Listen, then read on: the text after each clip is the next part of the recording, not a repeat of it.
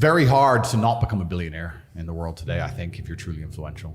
I'm already a billionaire if I had to have my net worth measured. That would have been one of my questions. You can answer, no, I'm a billionaire. Yeah. So net worth. What are you bringing into that? Are you bringing in your whole brand as a part of that value? Well, yeah, net worth is subjective, right? So Forbes contacted me to put me on the billionaire list, and they wanted to know everything I owned, and I told them I don't own anything, and they like, okay, well, they want to know my income, and I said, look, I'll declare to you, I'll show you maybe 20 million a month or something, and they said, okay, but the value, obviously, then you value the companies those things come from, right? You can take some of my companies people know about, like The Real World, which was previously Hustlers University. If I have a business that is making $20 million profit a month, and it is an online educational platform, the largest one in the world, and it's a subscription model, and you put an 8 times multiplier on the profit, which most tech companies could achieve, that's an $800 million business. But could you sell one business? Could you sell that business without you attached to it, though? Well, that's the point. That's a good question. That's a very good question. And that's where, and I never would sell it anyway, but I know what you're saying. But then it comes into other things like branding and the brand. I'm the most Googled man on the planet. They can't ban me from algorithms. They failed. I'm the most TikTok person on the planet, the most viewed person on Instagram. Like, what's the value of that? You could give me, who makes these glasses? IKEA? It might be IKEA. I'm not sure. IKEA could come to me with this glass and say, sell a bunch of these. And I could sell $1 billion of these glasses. It'll take me a week. So like when I get offers, trust me, I get a lot of them. I'm not a fucking scammer like Logan Paul. I'm not a clown. But when crypto companies come to me and say, will you pump our coin? They start by offering me $50 to $65 million. They say, look, we'll give you $65 million if you'll mention this coin on a podcast. $65 million to say a name. And I don't do it because I refuse to allow my fans to get ripped off like Logan Paul does to his fans. He's a fucking scumbag. So what is your view on that whole crypto zoo situation? Because CoffeeZilla is doing an investigation at the moment and it is quite gripping, isn't it? The dude's a clown. He's a person who doesn't care about his fans. He just wants to make as much money as possible off the back of people who watch him. It's different with me. I genuinely want every single Tate fan, anybody who listens to what I say, to have an improved life. I want their life to be better for listening to me, whether it's in their relationship or whether it's in their physical stature or their financial capability. The idea of a 16-year-old spending their last money on a coin because I said so, and them losing money would bother me at night. And they will lose it. And they will lose. Of course they'll lose. Crypto is, this is what most people don't even understand about the crypto market. It's player versus player.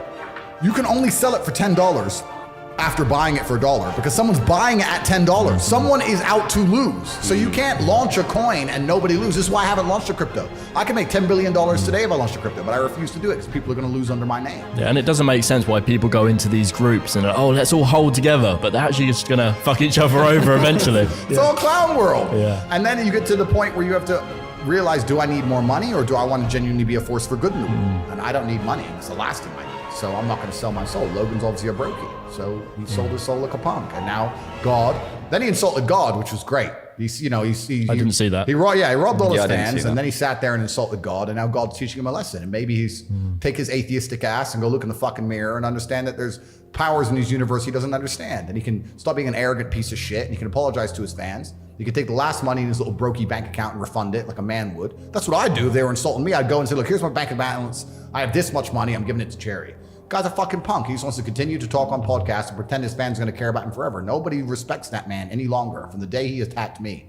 Anybody who attacks me gets fucking wrecked. True Jordy lost every sponsor, got wrecked. Logan got wrecked.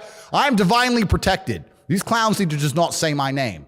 So yeah, because they're people without morals. And if you have no morality on a long enough time scale, God will teach you a lesson. They're fucking morally bankrupt individuals. They're just sitting there, anything they can to grab some money from the world, fucking their fans up. And I didn't give a fuck. I don't care.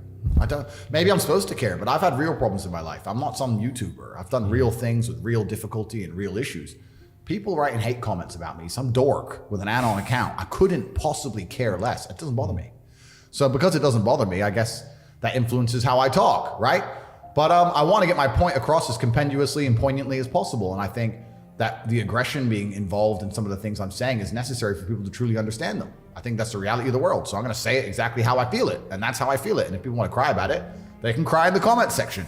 I don't read the comments. I don't have an account. So I don't care. It doesn't matter to me. I'm banned. Do you think if the majority of people actually hated you and disliked you, you would actually be a bit more worried for your safety? Well, that's the thing. Very few people actually hate me. Since this whole cancellation and I've been walking around, et cetera, I have yet to have a single negative interaction with anybody. Male, female, adult, child, everyone loves me. the people want me to take pictures with their kids, and the women come up and they say, we love everything you say about traditionally masculine men. And I've never even had the women hate me, considering I'm this evil misogynist. Everybody likes me. But obviously there's a contingent of people who are strange in the world. But I speak my truth because I believe it's my job as a man to speak my truth. I don't do it to be liked. I speak it because I believe it. And I'm always going to do that. And if public sentiment shifted and everyone decided to hate me, I would continue to say exactly what I'm saying because it's what I believe. I'm speaking for a large group of people who feel the same way I do. I haven't put a magic spell on the world. There's a large group of people who agree with what I say, and it hasn't been said before. And I'm out here saying it. So they're going to be fervent fans. And also I feel like a lot of the people who are fans of mine and genuinely listen to my advice, their lives improve.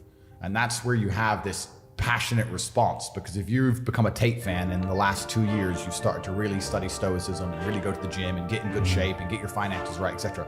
Your life in real time has improved. So you're like, you're saying Tate's bad, he's made my life good. So I like it. So they're very passionate in their defense of me, which is fantastic. And then you obviously have the other side, the slave minds who obey anything they're told by the MSM, who've been told that I'm somehow evil. So they're passionate about disliking me. And it's interesting because the mainstream media still seems to have this power to convince these slave-minded people to believe that someone's evil with basically no evidence. What's amazing to me is this. Nobody seems to want to point out the fact that I am now, like you just stated, the most Googled, most famous person on the planet.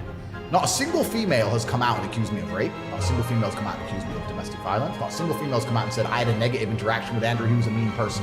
In fact, if you were to put me up in terms of performance metrics against other people of my fame, I'm the least misogynistic man on the planet.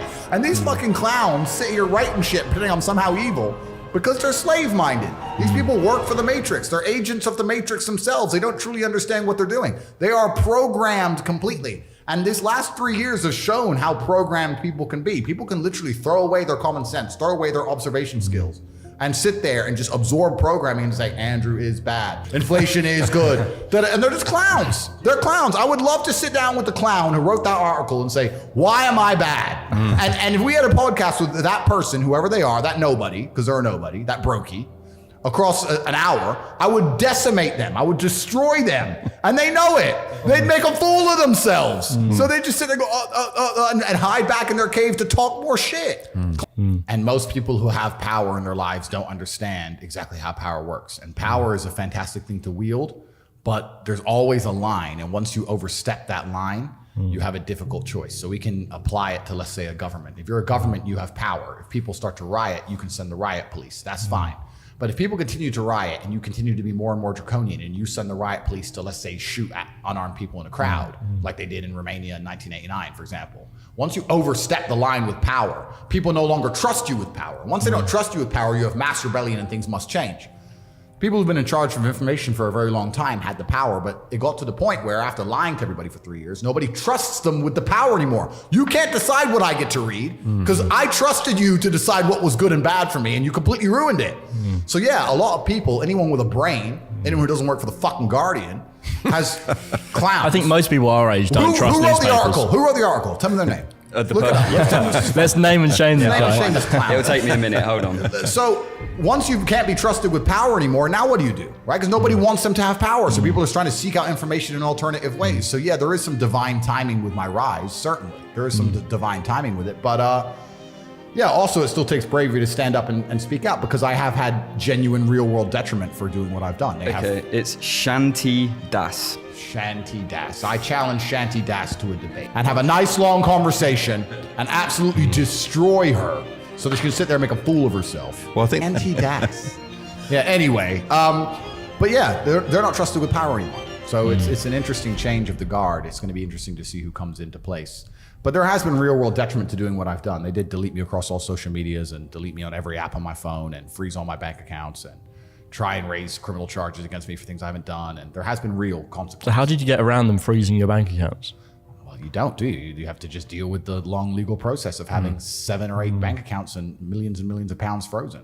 And they just issue AFOs and they just freeze it. So this is the thing. It all ties into how deep you go into the matrix. Is the money that you have yours? Is the house that you own yours? Is any of it yours? You piss off a government. Piss off a government and tell me what's still yours. And you'll soon learn that none of it is yours. You think you own it. That's my money. I worked for it. I paid my taxes on it, so it's mine. It's not. A trust in Singapore may own a percentage of a company in Dubai, which may have access to a car that I could borrow on a social media influence contract, perhaps. Yeah. But I don't own anything. And that's because if you own things, they come for you. Elon Musk tweeted it the other day. Someone tweeted Elon saying, what is the countdown until they raid Elon Musk's home for releasing the truth about what the FBI is doing in the election interference? And his response was, I don't have it. You get to a certain level of wealth where you're like, you know what? It's easier just to not have things. I don't have anything. I can rent anything I want. If I want to stay in London for the next 10 years, I can walk into the Dorchester and take the presidential suite at £20,000 a day for the next 20 years. So who cares? I don't need it. It's like you just get beyond that point with money. So it's kind of like this middle ground. When you're broke, you own nothing, and then you start doing well and you own a bunch of stuff, and then you get to the top and you're just trying to get rid of it all. Don't want to own anything anymore.